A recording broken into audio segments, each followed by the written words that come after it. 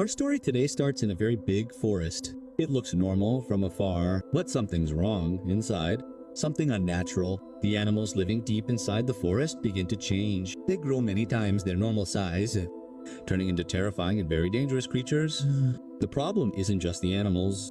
Look, no, it's the people who come here for vacation, unaware that the place has become a death trap. Night begins, and the farmer returns from his daily work. He is very tired, his body is broken, and his face is covered in sweat. So he finishes his work in the field and returns home, late. All he wants is to sleep and rest. The weather is very hot and the house is stifling, so he tells himself to sleep outside in the air, maybe he can sleep. He puts down the mat and relaxes, and his eyes begin to close. But suddenly he hears a strange sound coming from the direction of the forest, the sound of movement in the trees. Something was moving inside. The farmer sits up and looks towards the sound. He says loudly, nervously, "Bobby, come here, Bobby." But the dog doesn't respond. So he gets up and walks towards the fence that separates the farm from the forest. With every step he takes, he feels his heart beating faster. He finds many spots of blood on the ground. He hears the dog barking, intermittent barking, full of fear, as if he is being tortured. So he runs towards the fence. When he gets closer, he sees a scene that makes him freeze in place. On the other side of the fence is a very huge, terrifying creature. It attacks the dog and tears it apart with its teeth. Blood flies in every direction, and the sound of bones breaking fills the place. The farmer screams, but the creature looks at him with its red eyes and their frightening gleam. The creature slams into the fence, and the barbed wire is cut. The farmer tries to back away quickly. Just one of the wires digs into his leg, and he's bleeding. The pain makes him scream. The huge shadow creeps towards him. The dog is already dead. The creature starts moving towards the farmer.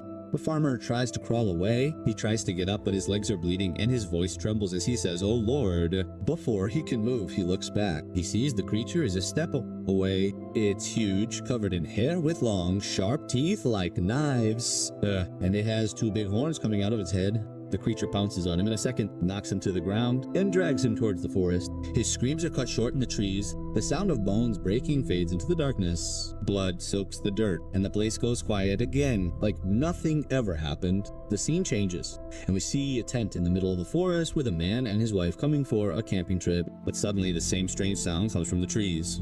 The man gets up and his wife stays inside the tent, waiting. But after a while, she hears a roar, a monster sound that freezes the blood. So she calls out to her husband, but there's no response, so she decides to open the tent quietly and looks outside. Suddenly her husband's body falls in front of her. His body is torn apart and the blood is all over the ground. She screams and her voice shakes the forest, but no one answers. The creature appears before her, huge with big horns and sharp teeth, and attacks her and kills her without mercy, and the sound of her screams fades into the trees. After a while, two old hunters are sitting near the place laughing and talking and thinking they caught something good today. Then they start hearing strange noises, sounds of movement, and animals eating. So they get up and walk towards the sound, thinking there's a herd of wild boars. When they arrive, they see many pigs standing around something, eating. One of them notices something strange, because in the middle stands a huge pig, unnaturally large, terrifying, like a devil. And that's when they discover the gruesome truth. The pigs are eating the bodies of the man and his wife from the tent. The first man says, "This can't be, we must be imagining things." The second looks at him and says, "No, it's real, I see it with my own eyes." Fear begins to fill the place. The night grows eerily silent, as if the forest itself is watching them. John runs through the forest, gripping his rifle, his voice strained with exhaustion. He nears the source of the sound, feeling the ground tremble with every step. The stench of blood fills the air, fog blankets everything, but he presses on, needing to know what's happening. He sees the flashlight on the ground, a wolf's corpse torn in two. Blood soaks the earth. John freezes, eyes wide, chest heaving. He whispers, "Oh God, what is this?" Before he finishes, he hears heavy breathing behind him. He slowly turns and sees the massive shadow, the same giant pig creature covered in blood, its tusks gleaming in the dark. The creature emerges from the trees, huge and fast. It attacks in an instant, knocking him to the ground, driving its tusks into his chest. John's scream erupts. Morning dawns, the sun illuminates the forest, still reeking of blood. In an open area, a family arrives to camp with a woman named Linda, their children, and her parents. They're laughing, making breakfast, unaware death is coming. A little ways off, a truck is driving, driven by Linda's nephew, Ben. Ben looks in the mirror, the road is empty. Suddenly, a huge thing slams into the truck from the side. The crash echoes through the whole area. The truck immediately flips onto its side. The giant creature runs away after hitting it. Ben is inside the truck, hurt with blood on his face, but thankfully he's still alive. He tries to open the door, but it's stuck. He kicks it with his feet until it finally opens, and he gets out, looking at the truck, rage boiling inside him. He grabs the rifle that was in the truck and starts loading it. He says loudly, "I'm gonna kill you whoever you are." Linda's father and fiance arrive at a place with piled up trees and stacked wood next to it. They hear a noise and approach cautiously. Suddenly, they see the creature standing in front of them, looking very huge, its body covered in blood and its horns full of mud. Bill pushes her father and runs, screaming, "I'm not staying here." Her father tries to call him. Before he can move, the creature attacks him, lifting him with its horns and piercing his body. Blood flies and his voice is cut off in the air. Suddenly, Ben appears and sees the scene. He yells, "Leave him alone, you son of a..." He starts shooting at the creature. The bullets pierce its body, but it's like it doesn't feel it, and it roars with a sound that shakes the ground. Her fiancé runs as fast as he can, screaming, "Linda, run fast! The monster's after me!" When he reaches Linda and the family, they're laughing, thinking he's joking. He tells them, "Your father's dead and the monster's coming," but no one believes him, thinking he's continuing the game. Then it leaps out from behind, attacks, bites him in half, and drags him away. His screams cut off as blood soaks the ground. Linda falls, screams, tries to run after him, but her mom and brother stop her. Ben arrives yelling, "Run, all of you, all of fighting's no use." He throws his sister over his shoulder and runs. He takes them to the water, thinking the creature might fear deep water, but this isn't an ordinary animal, it's a monster, and nothing scares it. They cross a stream, water covers their feet, and the cold makes them shiver. They enter a large field. Tall crops cover everything, and the silence makes it scarier.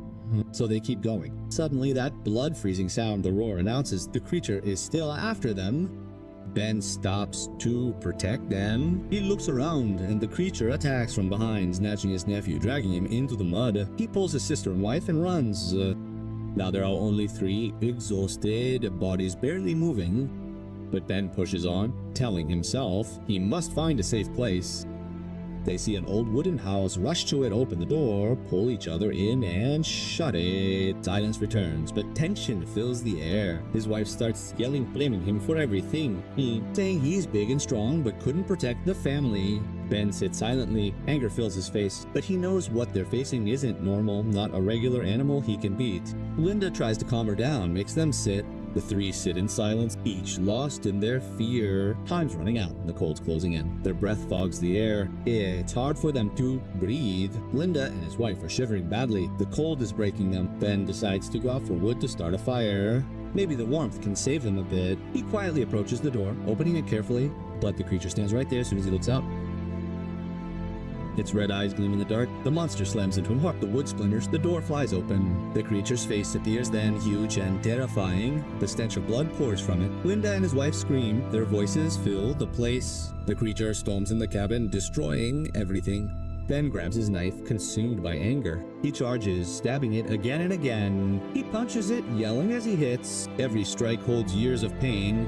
It holds the tears of his lost family. The creature thrashes, suffering greatly. Blood pours from its body, its voice changing. Ben looks at his sister and wife, ordering them to run to the farm, telling them to get away fast. He'll try to stop this creature. As they run, the monster rages more. It charges Ben, kicking him with its leg. He flies back to the ground, his knife skidding away. The creature roars and lifts him with its horn and slams him to the ground. His body slams into the wood. Bones crack with sickening sound. Blood soaks into the earth. The creature comes closer, its eyes blazing with rage. Night covers everything. The forest itself seemed to breathe with it. The creature slams Ben hard and throws him into the cabin. His body slams into the wall. The wood's all breaking. Dust flies in the air.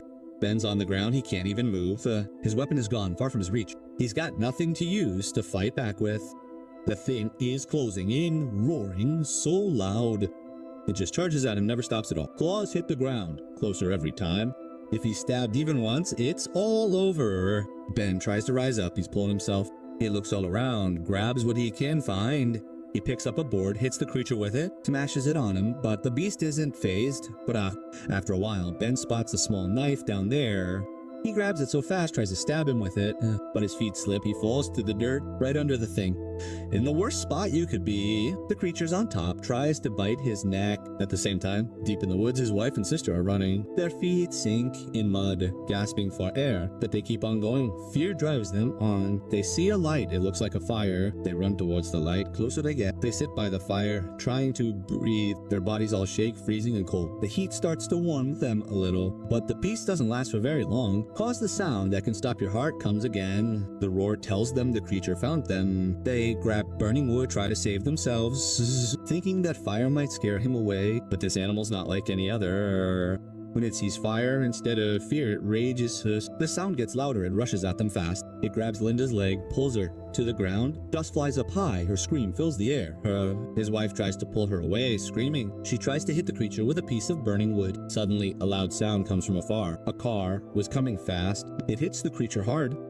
The ground shakes. The beast's body flies far away and falls to the ground. Dust covers it. The car stops and the doors open. A group of girls come out, all terrified, but their eyes show great anger. They are the daughters of the men that the beast killed before. One of them, Sasha, is driving. Her face is covered in dust and tears. The creature is on the ground, its legs broken. Its body is covered in blood, unable to move. But it's still alive, its eyes still open. One of her friends pulls out a rifle, it's short range. She hands it to her. Sasha immediately raises it and aims. But before she shoots, Ben's wife snatches the weapon from her. Her hands tremble, but she pulls the trigger. The shot rings out, shaking the whole place. The creature falls to the ground. It writhes in pain. Sasha thinks quickly, saying, they have to get out of here now. Because if one pig turned into a beast like that, surely there are others hiding. She picks up Linda and Ben's wife and puts them in the car. The girls get in with her and they drive off as fast as they can. The tires sink into the mud. No one looks back. They find him there, his body full of wounds. Blood soaks his clothes, but he's breathing. He's still alive. And that's the end of our story today. Stay tuned for new videos and recaps. Goodbye.